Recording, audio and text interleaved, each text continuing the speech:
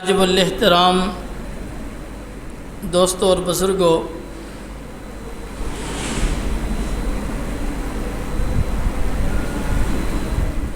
عام طور پر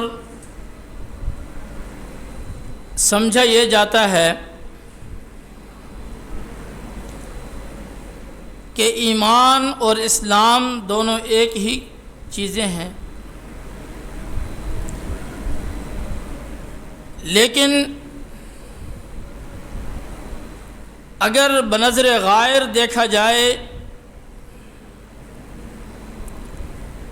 تو پتہ چلتا ہے کہ اسلام اور ایمان دونوں الگ الگ چیزیں ہیں۔ ایمان اور چیز ہے، اسلام اور چیز ہے۔ ایمان کسے کہتے ہیں؟ ایمان کہتے ہیں تصدیق ما جاء بہ النبی صلی اللہ علیہ وسلم، کہ جو بھی چیز جناب نبی کریم صلی اللہ علیہ وسلم لے کر تشریف لائے، ان ساری چیزوں کو دل و جان سے مان لینا، ان کی تصدیق کر لینا، یہ ایمان ہے۔ اور اسلام کہتے ہیں فرما برداری کرنے کو، اطاعت گزاری کرنے کو۔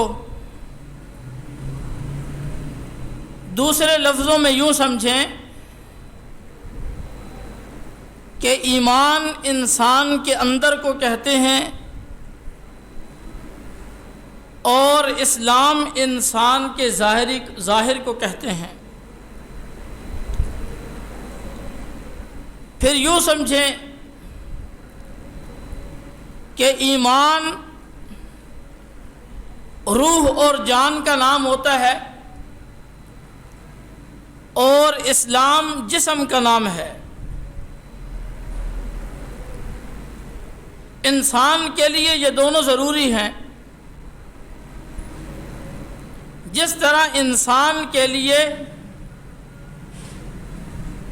روح اور جسم دونوں کا تندرست ہونا ضروری ہے، اسی طرح انسان کے لیے ایمان اور اسلام دونوں کا ٹھیک ہونا بھی ضروری ہے۔ اگر خدا نخواستہ انسان کی روح اور دل کو کوئی مسئلہ بن جائے تو پھر بھی انسان ناقص رہے گا، انسان بیمار رہے گا۔ اور اگر انسان کا دل ٹھیک ہو لیکن باقی اعضاء اگر کمزور ہوں،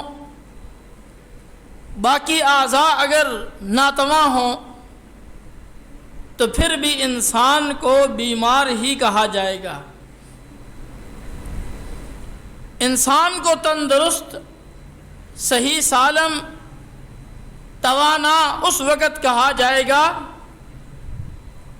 جب انسان کی روح اور انسان کا جسم دونوں ٹھیک ہوں۔ ایمان بمنزل روح کے ہے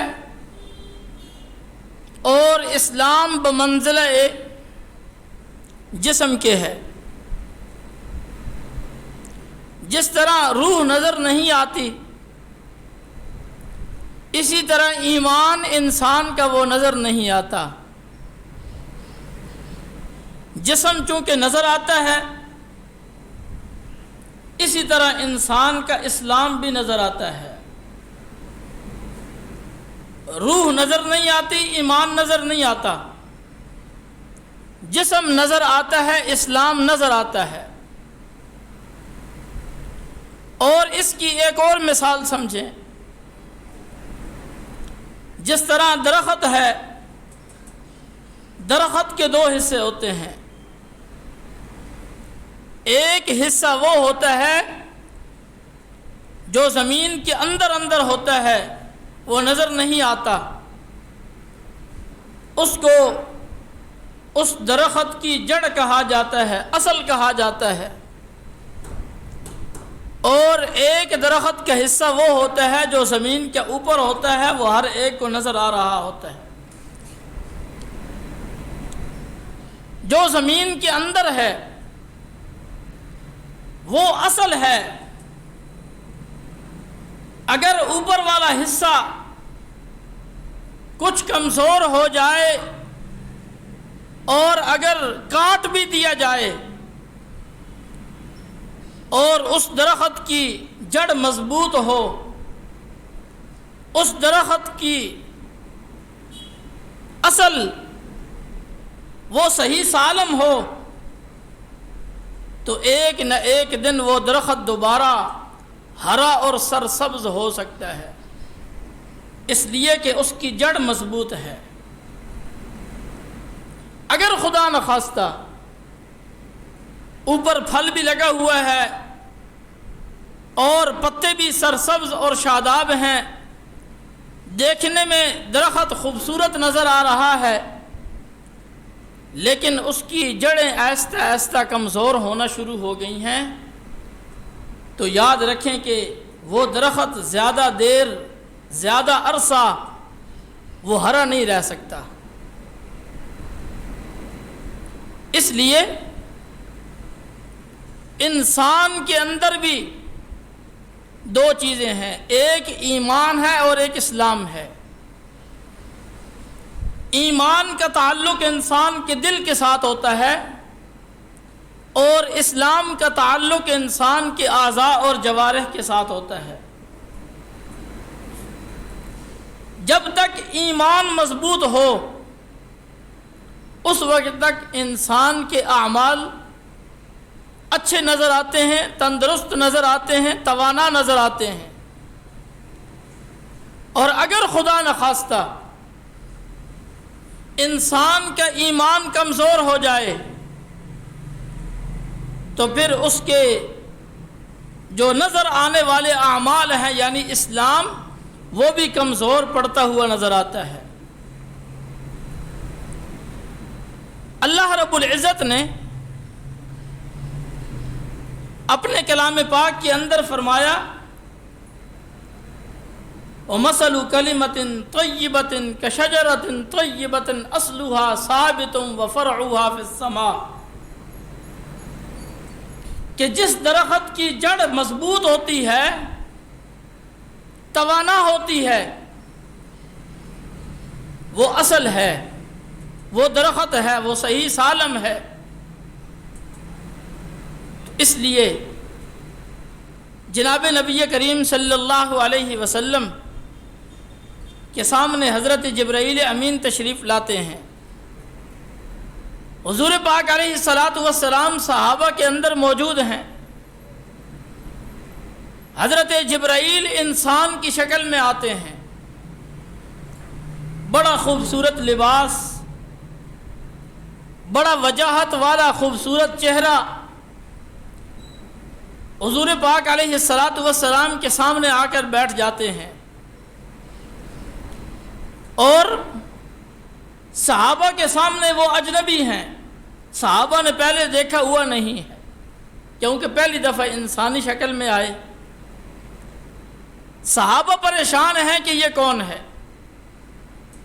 اتنا خوبصورت اور سفید ترین لباس پہنا ہوا۔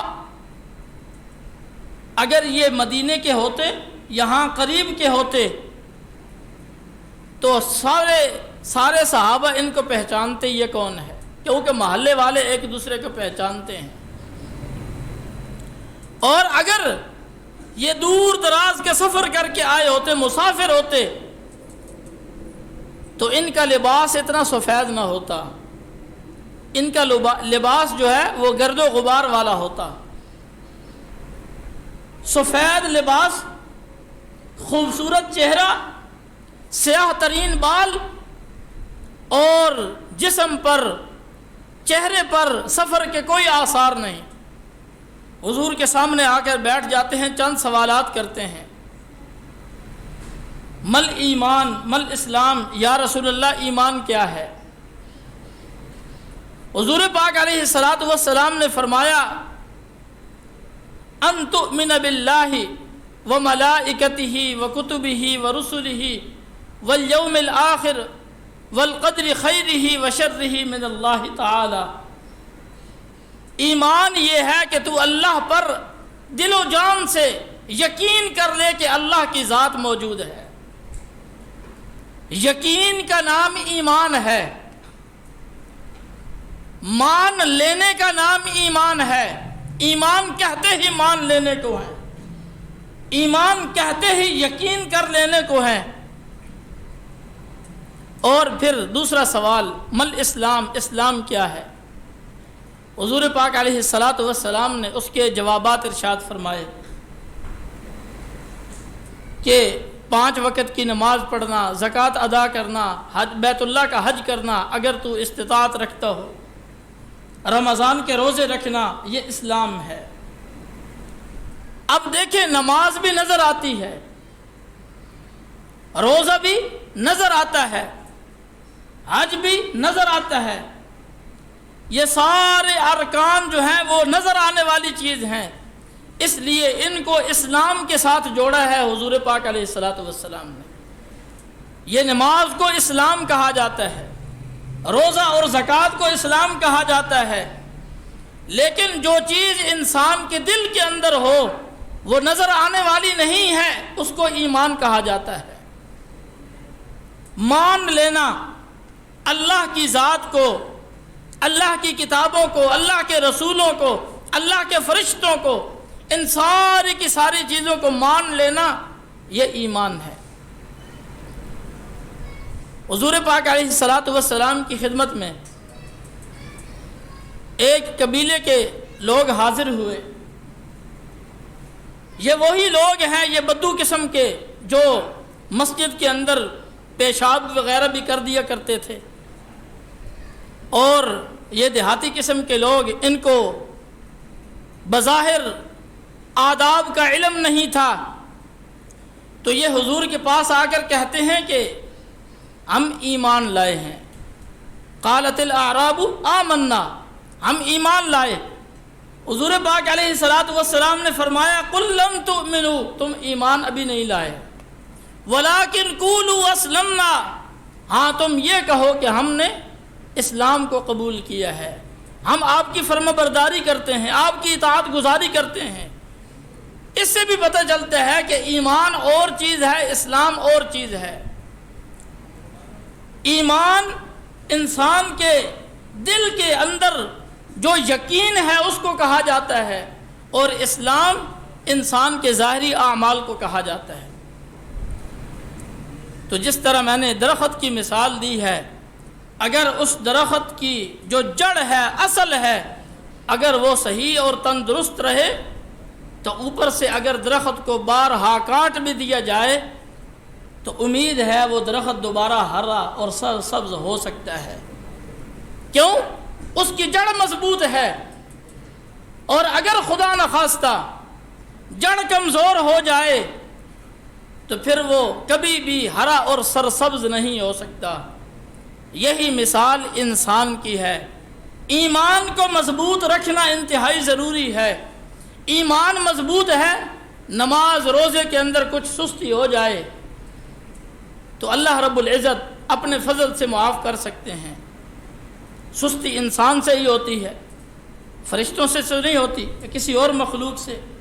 انسان نسیان، بھول چوک کے ساتھ ساتھ انسان ہے۔ انسان بھول سکتا ہے، غلطی کر سکتا ہے، اس لیے اس کو انسان کہا گیا ہے۔ غلطی کرنے والا، بھولنے والا۔ تو اگر نماز روزے کے اندر بہت زیادہ سست ہے، سال کے بعد مسجد میں آتا ہے عید پڑھنے کے لیے، اور 8ویں دن آتا ہے جمعہ پڑھنے کے لیے، تو اس کو فکر کرنے کی ضرورت ہے، کہیں میرے اندر جو ایمان ہے وہ کمزور تو نہیں پڑ رہا۔ اگر خدا نخواستہ ایمان کمزور پڑ رہا ہے تو پھر اس کی اصلاح کی ضرورت ہے، اس کو دیکھنے کی ضرورت ہے، اس کی پالش کی ضرورت ہے، اس کو توانا اور تندرست کرنے کی ضرورت ہے۔ آج ہم دیکھیں کہ اپنے جسم کو کتنا توانا کرتے ہیں۔ یہ میرے جسم کے اوپر جھریاں آ رہی ہیں، میرا چہرہ اچھا نہیں نظر آ رہا، اچھے سے اچھے ڈاکٹر کے پاس جاتے ہیں، اچھے سے اچھا صابن اور کریم استعمال کرتے ہیں، اچھے سے اچھا شیمپو استعمال کرتے ہیں۔ اپنے جسم کو بنانے کے لیے ہم کتنا خرچہ کرتے ہیں، اپنے جسم کو تندرست رکھنے کے لیے ہم کتنی فکر کرتے ہیں، اور ہم بھول جاتے ہیں کہ جسم کے ساتھ ساتھ ایک اور ہمارے جسم کا لازمی حصہ بھی ہے، وہ ہے ہماری روح اور دل، جس کو تندرست رکھنا اس سے بھی زیادہ ضروری ہے۔ جسم سے زیادہ تندرست رکھنا وہ روح کو ضروری ہے۔ اگر خدا نخواستہ ہماری روح کے اندر، ہمارے دل کے اندر جو ایمان موجود ہے اس کی حرارت ختم ہو رہی ہے، اور ایمان کی جو اصل ہے وہ اگر ختم ہو رہی ہے تو اس کی فکر کی زیادہ ضرورت ہے۔ اللہ رب العزت ہمیں ایمان کی فکر کی ضرورت جو ہے وہ توفیق نصیب فرمائے۔ سنتیں پڑھ لیں۔